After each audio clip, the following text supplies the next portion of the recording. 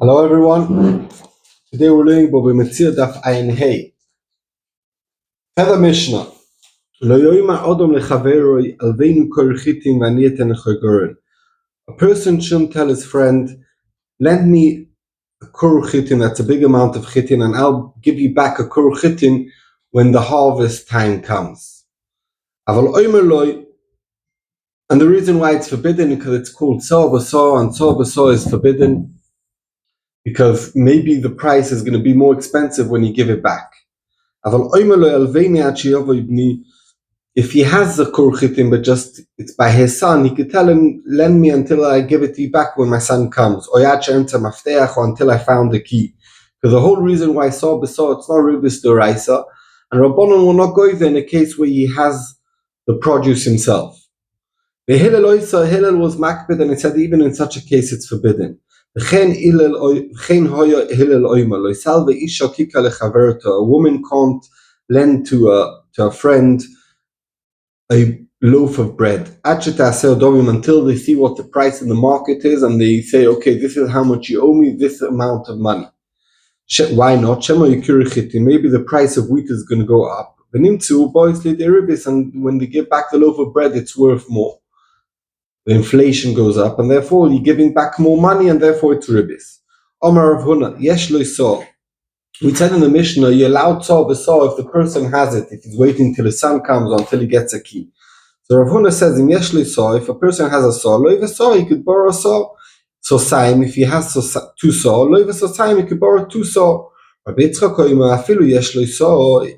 If he has one saw, lo kama kurim, he could borrow on it lots of saws, lots of kurim, because it's not pshat that when Reuven gives Shimon one saw, the saw that Shimon has in his warehouse goes and becomes Reuven straight away. Just in such a case, Rabbanon will not go there. So let's say Reuven is giving Shimon 10 kurim, and Shimon only has one. So each one goes keneged one of the 10. The first one, and then keneged the second one, keneged the third one.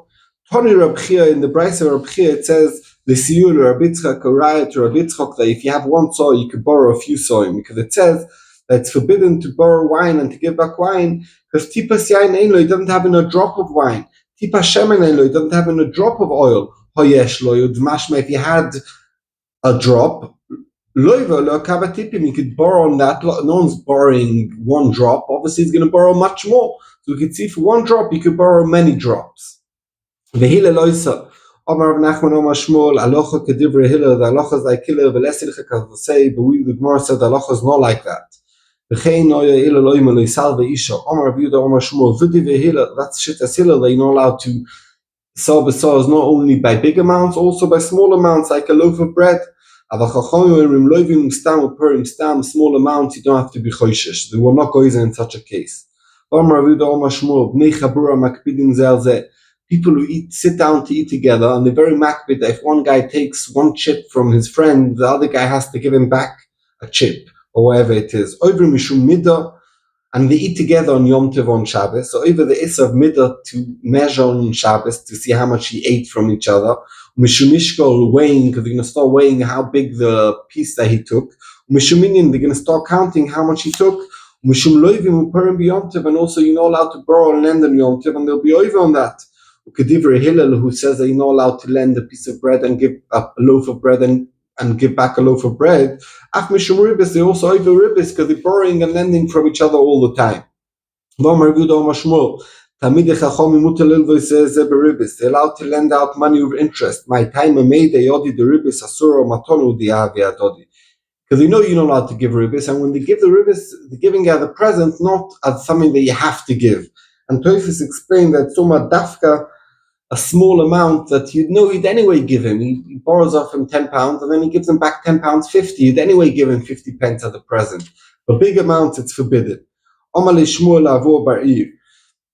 Alveini mea pilpilim, lend me 100 peppers. B'mea v'resrum pilpilim, and I'll give you back 120 v'orich, and it's fine because he's giving it l'shem matona. Omar Rav Yehuda Omar Rav, Muto lo l'odom la'alvois bonov b'nei beiso beribis. A person's allowed to lend the people of his household beribis kedelatimum tam ribis, that they'll see how hard it is to pay the interest, and then they'll never want to do it. So the Gemara v'lav milsi, and this is not correct, mishum de'osin misrach, because they might see, my father's making so much money from me from lending me in ribis, they might want to do it themselves, and when they'll grow older, they might lend out money beribis, and it's forbidden. Says the Mishnah, Reuven could tell Shimon, help me take out the bad weeds and I'll help you tomorrow. You help me today and I'll help you tomorrow. Adorimi, dig with me today, I'll dig with you tomorrow. And then we know choishish, and maybe tomorrow the person will work harder, and it's like giving back more, like ribis. But what's forbidden is to do, help me take out the weeds.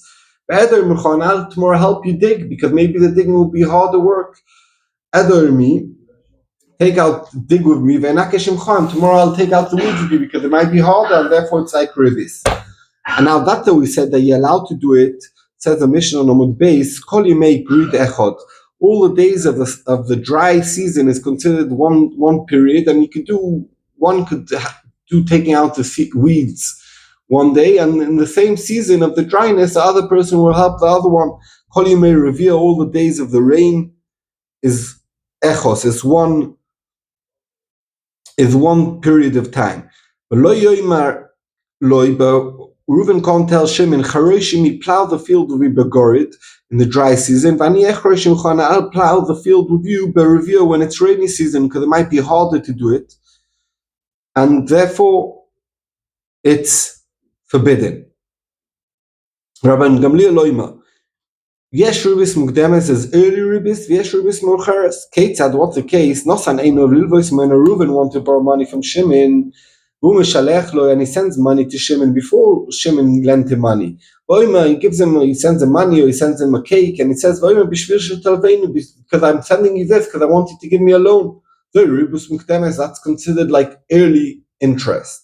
He took Alavo, and he gave him back the money, and then he sends him a present or extra money.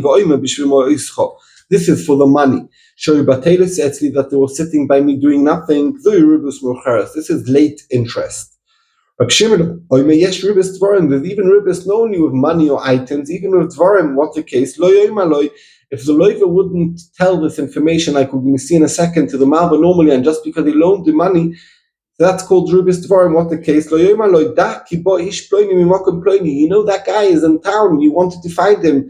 You want to do a business deal with him, and the loiva would never tell that the malva normally, and now he only says it because he lent him money. That's ribis dvarim. Says the Mishnah, who is over Issa from the Torah when money is lent with interest? Amalva, the lender, Va'aloiva, the borrower, Va'arev, the guarantor, Va'edim, and the witnesses, also the one who wrote the contract. Over Mishum, why is Surim of the Oiva? And we're going to see in the Gemara, not everyone over everything. Says the Mishnah, over Mishum Loi Sisen, Mishum Loi Sikach Nito, Mishum Loi Sia, Loi Kinoisha, Mishum Loi Sosimon, all of Neshech, Mishum Lifnei Iva, Loi Sisen, Michshel, Bereisim, Elokech, Ani Hashem, and here you machshel someone else. Says the Gemara, Tanya Rab Shimon Yochai Oima, Minayin Enoisha Bechaver Ramona. How do you know that someone owes his friend amount of money, a money, and he never normally, when he meets the malva, he never says hello to him. So now that he borrowed you money, you're not allowed to say hello to him, to be being extra nice.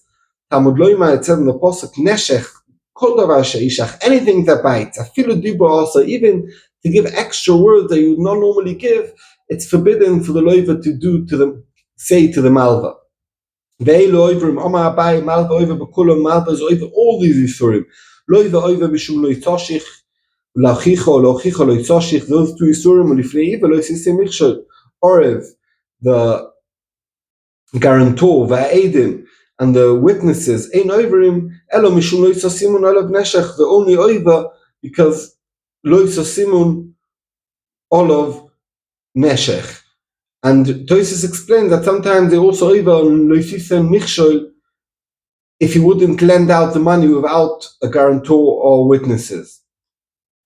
Tanya, Rab Shimon Oima, Mal Veribis, people who lend out money in interest, more than what they gain, mafsidim, they lose. Like we said early on, that they lose all the money. V'lo yoid. Even more so, Elo shemasimi Moshe Rabbeinu chacham in Loshen Seginora, that they say that Moshe Rabbeinu didn't say correct things. The Turosei Emes, and his Torah is true. Also, it's Loshen Seginora. We don't want to say Turosei Sheker. But Olimrim, and they say Ilu Yoyodea, basically by them lending money beribis, they're basically saying Ilu Yoyodea Moshe Rabbeinu Revach Badova. If Moshe Rabbeinu would know how much money he could make, Lo Yokois, they wouldn't write it from Torah. So it's very bad. Kiyosar of Dimi Omar. How do you know that someone owes him a money, and he knows that the loiva doesn't have money? He has to keep away from the loiva. Talmud Loima, it says in the pasuk, don't be to him like a noishe, like someone who's making him embarrassed. Rashi says, when you show your face, he's going to be embarrassed. Oh, I owe this guy money, so you have to keep away from him. Rav Ami and Rav Asi they both say, as if you punished, if someone shows himself to the loiva when he owes him money and he doesn't have what to pay back, it's like you punished him with two punishments.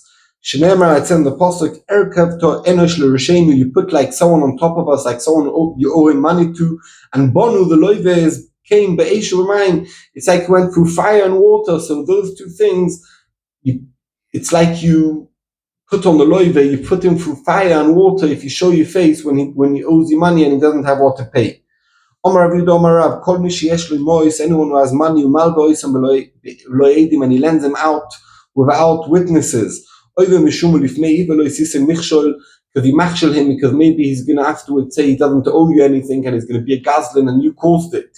Rish Lakish Omar, you cause a klola to yourself, someone who lends out money without aiding. Why? Shenemar, it's in the pasuk, Talmis Fosai Sheker Adovers Al Tzadik Otok. It said that people are going to say about someone that he's a Rosha because he's talking bad about tzaddiks. If you lend someone money without aidim, and then you're going to say he owes me money, no one's going to believe you. He might lie about it, and everyone's going to say, oh, you're talking about this good guy as if he owes you money. He owes you not money. It's wrong, you're Russia. So you're going to call a klola to yourself by lending out money without witnesses. Omule Rabbanon Ravashi. Komikayin Ravina Kolman to Omer Rabbanon. So Rabbanon asked Ravashi, does Rabbina keep everything the Rabbanon say? So he tested him. Sholach li ba'ade pani de Ba'ale Shabbos. So he sent to Ravina a messenger. Erev Shabbos, lishtali mara sorozuzi. Please send me 10 zuz. This rameli katini de Aryeh Mizpah, and I found this small piece of land that I want to buy. Sholach lei. So Ravina sent back. Nesi mar saadi, no problem, but bring Eidim. V'nichtav kosva, and we'll write a document. Otherwise, I'm not lending you money.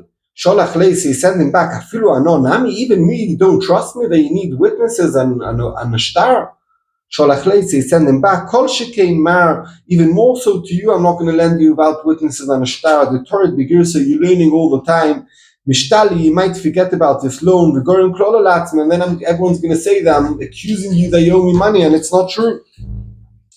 Tonu Rabbanon, Shloisha Tzeakim, 3 people shout, Veinum Nanim, and no one listens to them. The Eluen, and Dido they are. Mishi Yeshlu Mois, Maldo Oisum, Shloi Be'edim, someone who lends out money without witnesses. So then when he shouts and he says, this guy owes me money, no one listens to him. Where's the witnesses?